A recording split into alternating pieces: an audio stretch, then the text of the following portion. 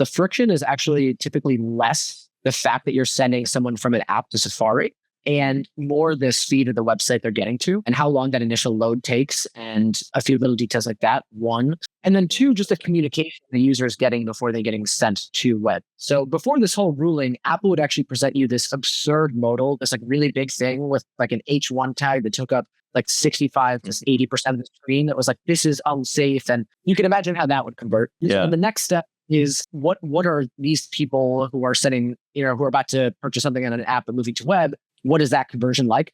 And I think the early results are definitely mixed. Obviously, the margins are net higher from what I've heard. Like I've heard people haven't lost enough conversion from that friction, so their margins are lower. But I do think for when apps very clearly specify like you can get a discount or like some reason for why it's going to web, the vibe is just generally like that helps. So it's not as much data, but there's been a lot of skepticism about this. Like, is it actually beneficial? Is it a good user experience? And I think that's really worth thinking about. Like there's a cost to someone having a bad few seconds in your app. And just like in the case of an app, Amazon, some of these e-commerce giants, milliseconds result in millions of dollars in difference in revenue for them, right? Because every single millisecond you shave off of someone's time makes it more likely to get to that point B that they're looking for. So I think it's important to, have this sort of same perspective on the website that you're sending someone to, that it's your conversion is really going to be a function of the speed of web. And I think that at least where Vercel comes in is wanting to really focus on that and support mobile developers, regardless of what kind of app they have.